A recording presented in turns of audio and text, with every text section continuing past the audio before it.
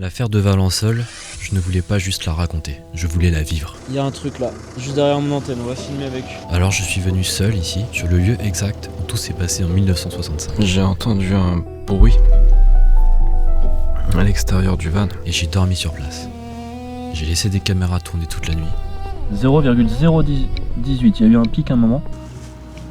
Je dors là, puis de toute façon les caméras, je vais en laisser une qui va filmer.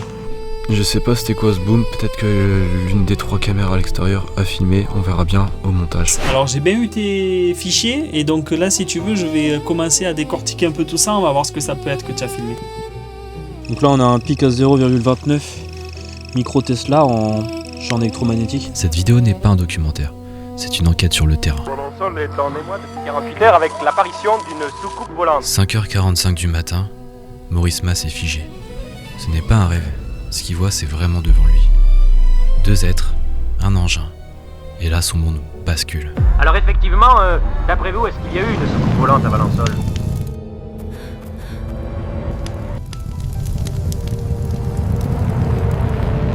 Moi je crois, parce que d'après les empreintes qui sont produites sur le terrain de M. Mas, effectivement un engin s'est posé là-dessus. Les empreintes sont très visibles. Mais la peur laisse place à la moquerie. Au village, les rires fusent. L'homme respecté devient le fou. Le regard des autres fait plus mal que le rayon lui-même. Sa maison n'est plus un refuge, c'est un cirque. Ils veulent tous une photo de l'homme au martien. Il est prisonnier de sa vérité. Il espérait vraiment de l'aide et il trouve que du mépris. Même sous l'uniforme, on rigole. Personne ne l'écoute. Personne ne veut croire l'impossible. Et pourtant, les preuves sont là. Le temps lui-même est brisé. Sa montre s'affole comme si l'énergie de l'engin vibrait encore dans ses veines. Et la terre ne ment pas. Le sol est devenu dur comme du béton. Plus rien ne pousse, une cicatrice radioactive gravée dans la lavande. Là j'ai eu l'impression que vraiment il a dit la vérité, parce que vraiment il était un peu émotionné de l'engin qu'il avait vu.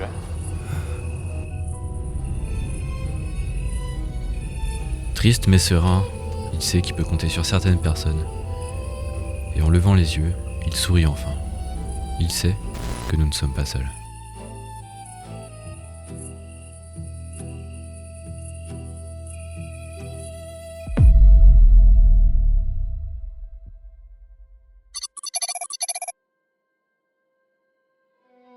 Salut à tous les amis, nous sommes le 28 novembre 2025. Je me trouve exactement à l'endroit où Maurice Mas aurait vu un certain OVNI le 1er juillet 1965.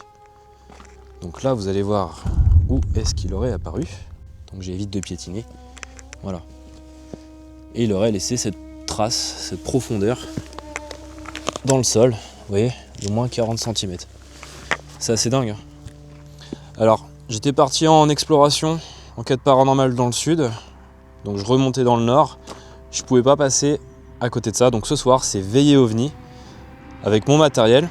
On sera placé exactement à cet endroit là, vous voyez il y a mon van qui est là, il y a la caméra 360 là-haut qui va filmer un maximum de temps, parce qu'il y a aussi le jour, il n'y a pas que la nuit qui se passe des choses, surtout que monsieur Maurice Mas c'est le matin qu'il avait vu cet OVNI. Et c'est pas tout, il aurait vu aussi 2 petits humanoïdes. Donc là il y a une représentation, mais évidemment, voilà, ça, apparemment il ressemblait à ça.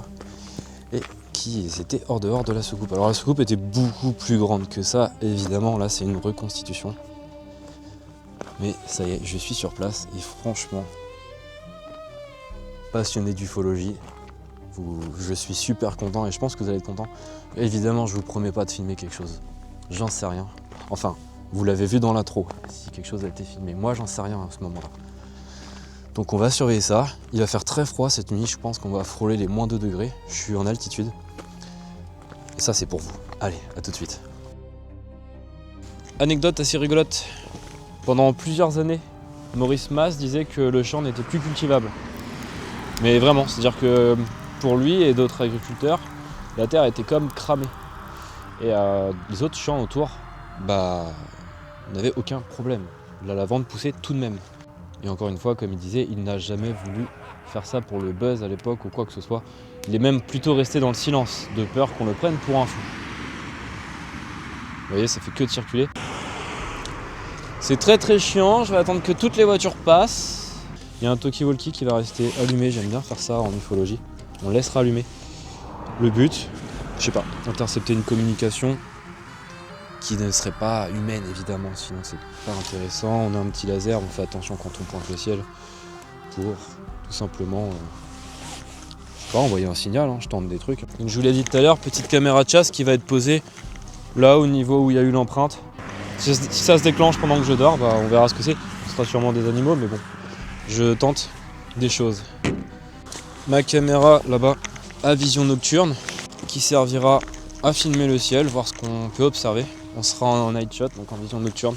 Ensuite, je vais laisser une autre caméra en vision nocturne qui sera posée sur le van, branchée sur batterie, et elle va filmer autant que possible la nuit.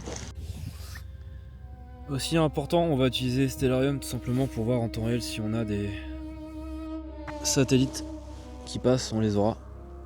Voilà. Là pour l'instant j'en ai pas. Alors si c'est des satellites militaires évidemment on les aura pas, mais ça va me servir. S'il y a une observation, on va savoir où c'est les coordonnées exactes. Là ce qu'on va faire c'est une petite observation du ciel avant que la nuit tombe en drone. C'est parti.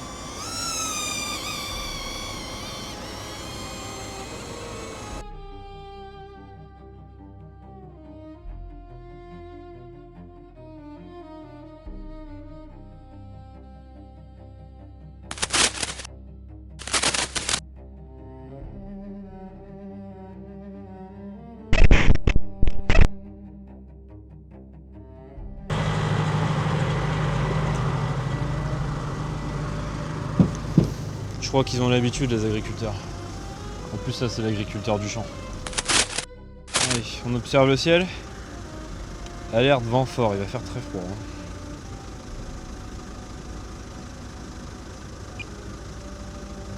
Je suis en vitesse lente.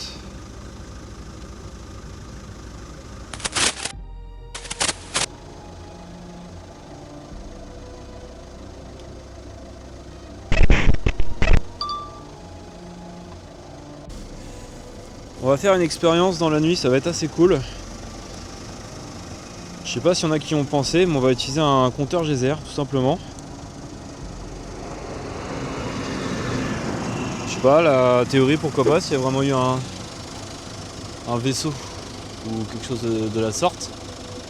Et bah avec ça, potentiellement on verra s'il y a de la radioactivité. Déjà là je vois un petit truc dans le ciel, mais c'est sûrement un premier satellite. Vous allez voir, je vais zoomer là-haut. Il y a un truc là, juste derrière mon antenne. On va filmer avec. Est-ce que ça filme là ?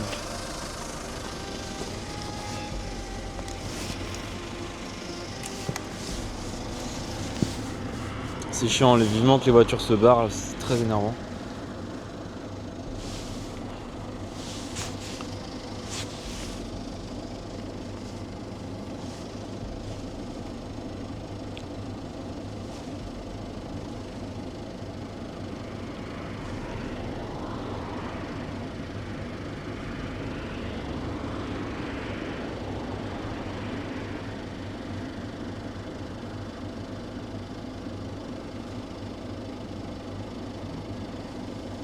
Alors on va voir tout de suite si c'est un satellite, ça bouge pas vite.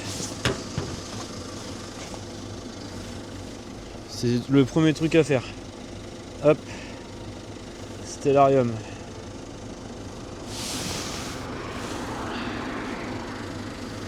là j'ai l'Est. Voilà, c'est pas un satellite, c'est l'ISS. Voilà, tout simplement. Donc là je voyais un petit truc assez curieux, mais c'est simplement l'ISS, voilà, qui a disparu.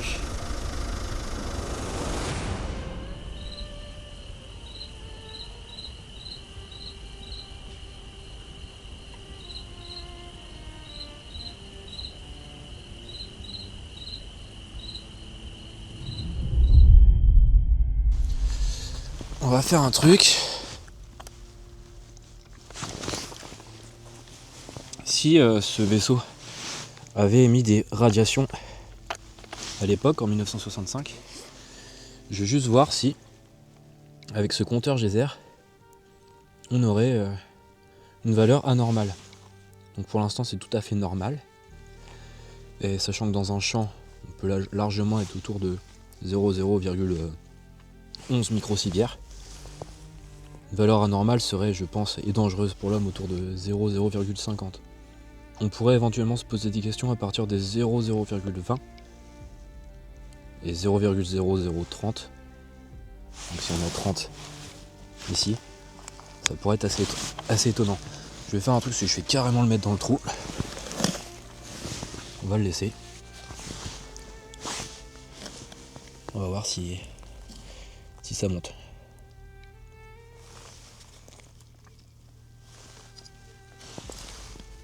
Là, c'est une petite boussole. Pas de dérèglement, hein. En tout cas le nord est bien indiqué, ça ne bouge pas.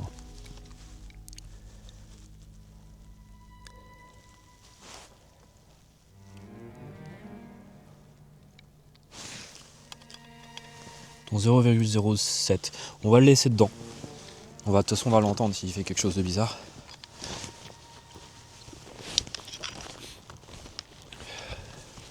Je vais me les-geler je pense ce soir là-dedans. Regardez mon petit confort. Donc ça c'est la tenue pour la chasse aux fantômes, pour ceux qui me connaissent dans le paranormal. Et là j'ai tout mon matos, la nourriture. Puis je dors là. Je dors là, puis de toute façon les caméras, je vais en laisser une qui va filmer. Une petite caméra sur batterie, donc voilà. Et en même temps, je surveille le ciel. Ça va être cool. En tout cas, j'ai hâte que les voitures arrêtent de passer, qu'on ait un peu de calme. Je vais poser un pod ultrason. Donc ça émet des ultrasons tout simplement, et qui reviennent à sa source. On n'est pas en chasse aux fantômes, je suis d'accord.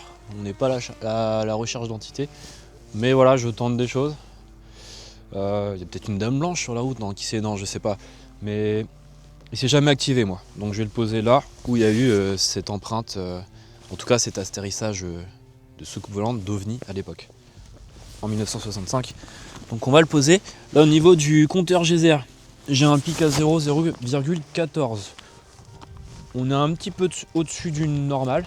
0,005 c'est ce qu'il y a sur la Terre, hein, jusqu'à 10, c'est à peu près normal. Un champ agricole, on peut facilement monter autour de 11, donc on l'a un petit peu dépassé.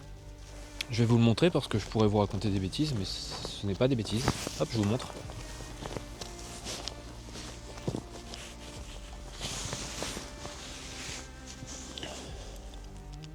« 0,017 même. 0,018. Il y a eu un pic à un moment.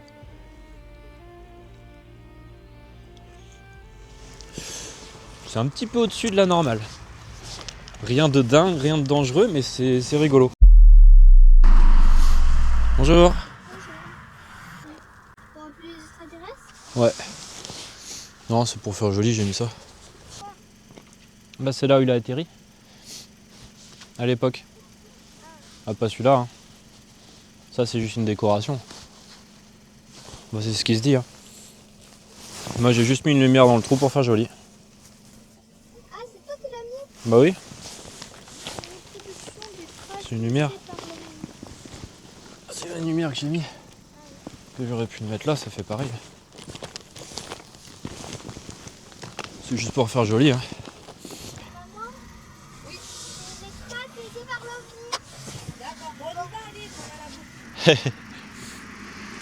Merci, vous aussi. Bon, je continue mes petits tests en attendant de voir quelque chose dans le ciel, mais je vois rien pour le moment. Donc là, on a un pic à 0,29 micro-Tesla en champ électromagnétique. Donc c'est encore moi qui l'ai activé, l'ultrason. Donc c'est tout à fait normal, il n'y a rien d'extraordinaire. On peut couper le son. Là, on est sur des valeurs totalement normales. C'est comme le K2, hein, c'est exactement pareil. Je voulais juste voir au niveau du champ électromagnétique s'il y avait quelque chose d'anormal. Donc il n'y a rien d'anormal. Au niveau du... j'en perds mes mots. Radiofréquence, rien d'anormal. Le champ électromagnétique, rien d'anormal, j'ai dit. Donc au niveau radioactivité, c'est un petit peu au-dessus, mais on est sur des valeurs normales. Au niveau champ électromagnétique, c'est pareil, c'est un petit pic, mais des valeurs tout à fait normales de nos jours. En radiofréquence, c'est pareil, c'est tout à fait normal au niveau de l'empreinte. Alors, j'essaie de rien prouver, Depuis plus de 60 ans, il n'y en a plus d'un qui aurait pu faire cela, donc je voulais juste tester par moi-même. Donc on continue, l'observation du ciel qui se voile un petit peu. Mais s'il y avait quelque chose d'anormal, il se verrait vraiment. Donc on continue. On voit mieux là.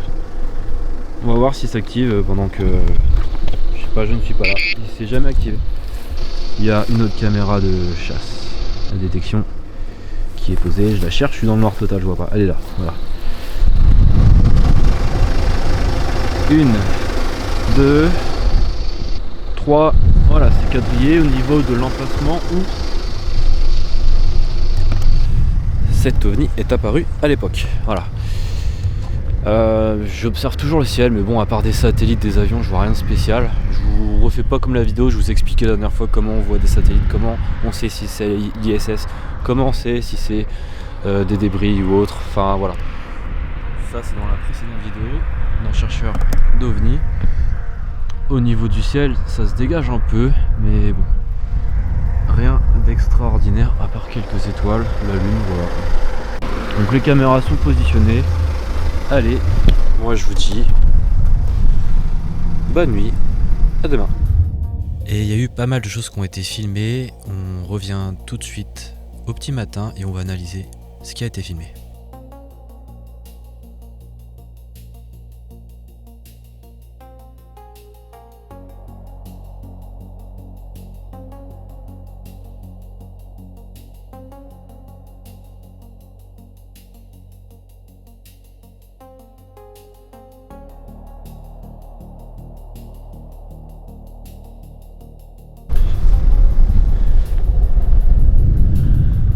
Bon, j'ai bien dormi, je me suis juste fait réveiller par un boom, alors je sais pas ce que c'est, j'ai plus de 69 fichiers enregistrés sur la caméra que j'ai laissé en haut. Les caméras de chasse, j'ai pas pu les relever, il faut un ordinateur et j'ai plus de batterie. Donc je vais aller dans un gîte, on va parler astronomie, vous allez voir la vidéo, elle va sortir bientôt. J'ai énormément de chance, il y a un professionnel qui fait ça depuis 20 ans qui m'a contacté et il va me montrer plusieurs techniques. Et il a pas mal de contacts assez connus dans le milieu, donc j'ai super hâte. J'espère que mes images ont capté un petit truc, je sais pas, après voilà, faut vraiment énormément de chance. J'espère que les petites expériences vous ont plu. On se retrouve tout de suite sur l'analyse des fichiers, à tout de suite. D'abord, je tiens à te féliciter pour vraiment creuser la question et pas t'arrêter au simple fait qu'il y ait quelque chose qui clignote dans le ciel et que ce soit vraiment super. Allez, c'est parti pour le premier fichier. Vous allez voir ce que j'ai filmé à cet endroit-là. Donc je vous l'indique avec la petite flèche, ça va apparaître. Voilà. Donc, je vais vous le remontrer de plus près. On va vraiment analyser chaque phénomène, petites choses qui ont été filmées et on va le débunker. En tout cas, quand c'est possible. Donc j'ai cette apparition. Voilà. Donc là, je vous ai tracé la ligne d'horizon pour que vous compreniez que ce que vous voyez en bas, les petites lumières, ce ne sont que des éoliennes. Donc pour les petites choses qui clignotent en bas, c'est tout à fait normal. Nous, ce qui nous intéresse, c'est cet objet qui vole et qui s'allume. Donc je vous l'accélère pour que vous voyez vraiment la trajectoire. Vous pouvez voir des voitures qui passent en bas sur la route. Et ce qu'on va faire, c'est qu'on va comparer sur plusieurs logiciels, notamment sur FlyRadar, à l'heure exacte où ça a été enregistré avec la caméra. Et donc vous pouvez voir un avion qui passe entre Nice et Draguignan et qui sera dans ma direction au niveau de Valençol. On peut aussi regarder sur Stellarium avec les satellites, en tout cas ceux connus. Et dans la direction sud-ouest, je n'ai pas de satellite qui a en tout cas cette trajectoire. Donc là on est vraiment sur un avion pour ce phénomène-là. Pour le coup, rien d'exceptionnel, c'est normal, mais c'est important de vraiment débunker. Pour la suite, ça va être très important.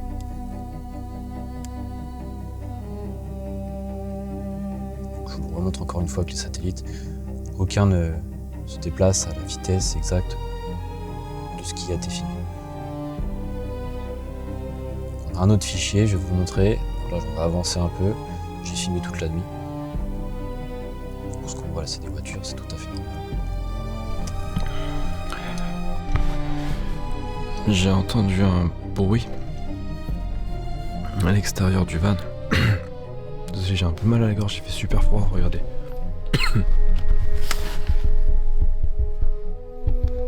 Encore, mais il fait... Je crois qu'on voit pas les chiffres, il y a de la pluie. Il fait 5 degrés. Dehors, c'est pire. J'ai entendu un bruit, ça fait comme un boom. Forcément, j'ai pas pu filmer. Mais je vais aller voir dehors ce que c'est. Alors, évidemment, je m'attends pas à croiser des petits hommes verts, évidemment. Enfin, on sait jamais, mais je pense pas, hein, sinon j'irai pas. Hein. Mais j'ai entendu un boom, je sais pas ce que c'est.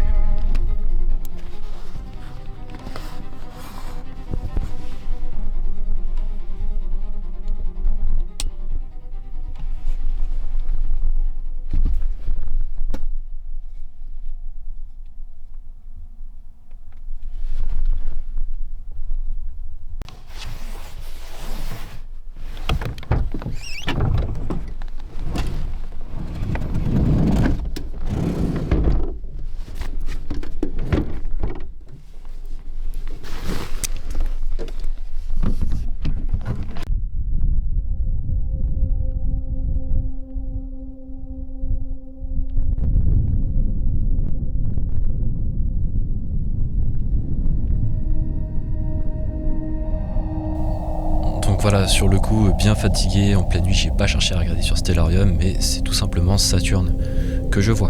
Ce qui est souvent confondu avec Vénus ou d'autres étoiles ou planètes par des ovnis, et ce n'est pas du tout le cas.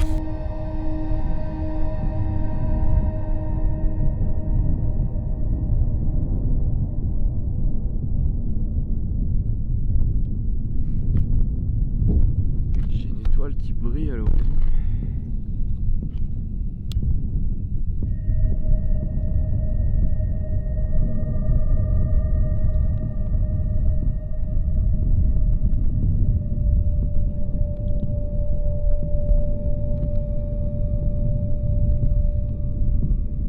Extrêmement froid.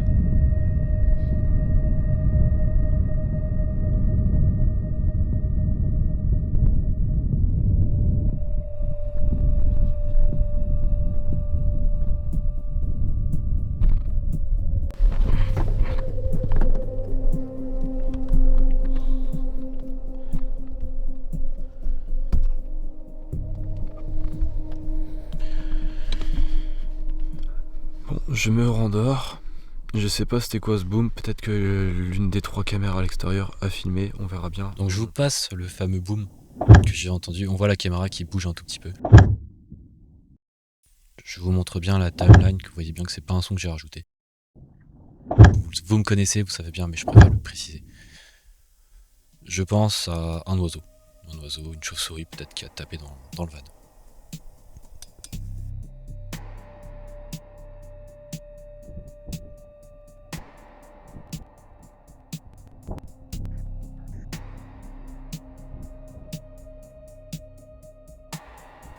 Voilà, donc comme vous pouvez le voir, cette petite lumière, assez forte d'ailleurs, qui apparaît, qui sort vraiment de nulle part. Alors il n'y a pas de nuages, le ciel est dégagé, donc j'ai bien pris le temps, et vous allez voir, de regarder ce que ça pouvait être. Et c'est là que je vais être assez embêté, parce que ça dépasse mes compétences, c'est-à-dire que j'ai beau regarder sur Flyradar, Stellarium, Even Above, j'ai pas l'explication. Vous allez voir, je n'ai pas un satellite qui passe à ce moment-là. Dans la distance que j'ai regardé, je n'ai pas un avion. Donc là, c'est moi qui déplace la souris pour que vous voyez le mouvement que ça fait. Ça apparaît, ça monte, et on voit légèrement comme une petite manœuvre. Ça monte et ça descend, mais c'est très très bref. Donc là, c'est en accéléré pour que vous compreniez. Donc c'est sud-ouest, le déplacement est ouest vers le sud. J'ai mis l'heure exacte, c'est à 6h35. Ça dure 2 minutes comme phénomène. Et c'est assez lent. Donc voilà, on le voit réapparaître. Donc je vous l'entoure, que vous voyez bien. Je vous laisse pas la scène en entier, ça dure 2 minutes, c'est très très long, c'est soporifique. Mais je vous l'accélère. Et on a l'impression, vous voyez, que ça grossit, que ça éclaire de plus en plus. Et ça commence à faire une toute petite montée, une petite manœuvre, et ça disparaît.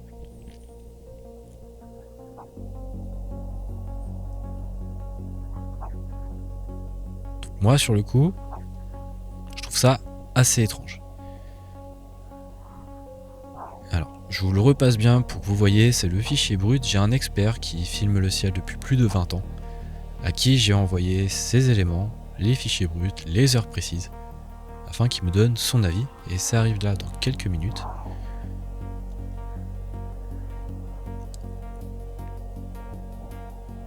En effet, n'ayant pas d'explication sur le coup, après avoir regardé dans une certaine distance si un avion passait à l'instant T, moi je n'ai rien vu de particulier. Encore une fois, comme je le dis, ça peut dépasser mes compétences. Je ne crie pas aux ovnis directement si je n'ai pas la preuve et que je suis sûr à 100%. Vous vous souvenez de ma dernière vidéo où j'ai filmé 2 pans, donc phénomènes aérospatiaux non identifiés, et j'ai envoyé le rapport au GEPAN. Et d'ailleurs ils m'ont répondu et je vous ai mis la réponse à la fin de la vidéo. Donc j'ai vraiment envoyé le dossier très sérieusement. Vous voyez, je n'ai aucun satellite qui passe à cet instant qui correspond à cette trajectoire du sud vers l'ouest. Rien ne correspond. Alors je pensais au 03B, FM18 plus précisément, mais ce n'est pas le même moment car il disparaît. Je vous ai vraiment montré le fichier brut en entier, je vous fais un zoom dessus. Là ça dépassait mes compétences et c'est là que Hervé, qui filme le ciel, passionné, astronome, depuis plus de 20 ans, qui va voir la réponse. Salut Rednax, alors j'ai bien eu tes fichiers et donc là si tu veux je vais commencer à décortiquer un peu tout ça, on va voir ce que ça peut être que tu as filmé. D'abord je tiens à te féliciter pour vraiment creuser la question et pas t'arrêter au simple fait qu'il y ait quelque chose qui clignote dans le ciel et que ce soit vraiment super. Voilà l'idée, voilà je vais créer en fait quelque chose que je puisse voir facilement image par image. Le premier truc je me dis, on va s'intéresser à ça, juste qu'est-ce que c'est? Des éoliennes en fait. Ok, donc Valensole. Et donc on va dire que tu es garé là. Et on va tracer une ligne comme ça. Ok. Et cette ligne, ce qu'on va faire en fait, c'est qu'on va la prendre et on va la continuer. L'angle de vue, ça marche. Donc là on va aller sur un site, c'est OpenRemap. Et comme ça. Et on trace du coup ici. Et ici, qu'est-ce qu'on a? On a des éoliennes, une belle petite lignée. 2, 3, 4, 5, 6, 7, 8. Exact. On a bien la lignée d'éoliennes qui est là. Et ce que je vais faire, c'est que je vais empiler toutes ces images en fait pour avoir la trace de l'objet. En fait, moi je veux plus un point qui se déplace. Ce que je veux, c'est vraiment une trace.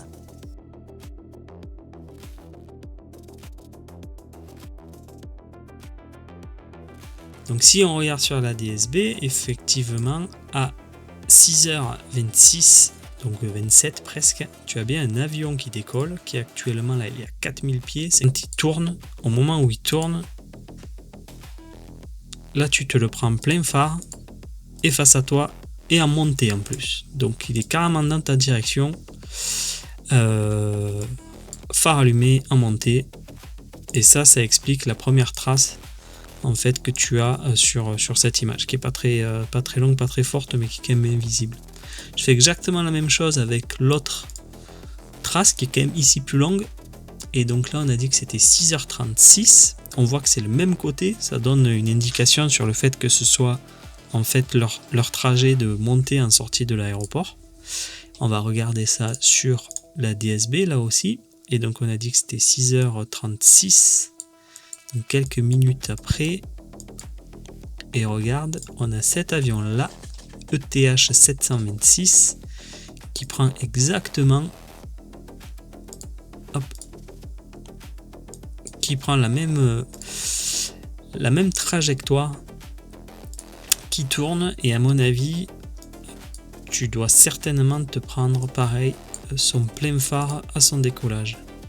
Bon voilà, après avoir analysé donc tes vidéos, tu comprendras que je pense très fortement que ce sont des avions qui étaient en train de décoller de Marseille. Tout porte à le croire, en tout cas l'orientation, l'altitude, les signatures ADSB. Donc je pense qu'on a fait le tour de ces cas-là. Les avions comme ça, c'est vraiment très souvent une cause d'erreur en fait, parce qu'on pense pas qu'on puisse les voir d'aussi loin. Là, ils étaient à 70 km de mémoire de ta position. Moi, il te faut savoir que dans les montagnes ici en Lozère, en fait, je peux voir les avions de Marseille aussi, ça fait 150 km. Et quand ils sont en phase d'atterrissage, qui sont sur la Méditerranée et qu'ils ont les phares allumés, je les vois de chez moi, je les vois sur les caméras aussi. Donc ça, c'est une méprise qui est très connue et qui revient, qui peut venir facilement et qui remonte d'ailleurs très souvent au GEPAN. Donc je pense que tes cas, on peut les classer en pan A. Dans tous les cas, je te remercie infiniment de m'avoir fait participer à ta vidéo, c'était vraiment super cool. Et si tu as d'autres cas bizarres, n'hésite pas à revenir vers moi. Merci Hervé, et évidemment j'hésiterai pas. N'hésitez pas à vous abonner à la page d'Hervé, vous allez voir bientôt dans une vidéo, il va vous montrer un truc de malade. Je vous promets, restez abonnés sur la chaîne, ça fait 20 ans qu'il filme le ciel, vous allez voir. On aimerait tous que le ciel nous réponde, qu'un soir, quelque chose apparaisse, sans ambiguïté, sans explication possible. Mais cette nuit-là, à Valensole, ce que j'ai filmé, ce n'était pas un ovni. Et ça, c'est pas grave. Parce que chercher la vérité, ce n'est pas toujours trouver ce que l'on espère, c'est accepter ce que l'on comprend. Et Maurice Mas n'a jamais cherché à convaincre, il a simplement raconté ce qu'il avait vu, avec sincérité et avec humilité. Et depuis ce jour de 1965, Valensole ne regarde plus le ciel de la même façon. Observer, filmer, analyser, c'est douter intelligemment. Ce n'est pas croire aveuglement à tout et rien. Débunker, ce n'est pas détruire le rêve, c'est le protéger justement. Parce que le jour où quelque chose apparaîtra vraiment, que je le filmerai ou que quelqu'un d'autre le filmera, le jour où il n'y aura plus aucun doute, plus aucune explication possible, alors ce jour-là, nous le saurons tous. En attendant, je continue de lever les yeux, de dormir sous les étoiles, de filmer le ciel, non pas pour prouver quelque chose, mais pour être prêt le jour où ce sera le cas. Et comme promis, vous venez de voir la réponse du GEPAN sur les 2 pans que j'ai filmés la dernière fois. Leur réponse, pour résumer, c'est « Ok, super, c'est très bien. Par contre, tout ce qui est filmé avec du matériel, si vous ne l'avez pas vu, vous, de vos propres yeux, ce témoignage n'est pas pris en compte. » Ils veulent vraiment quelque chose que vous voyez de vos propres yeux. Or, j'étais dans mon van, je dormais, et je filmais le ciel. Voilà. Donc, ceci explique cela. Peut-être pour une prochaine fois.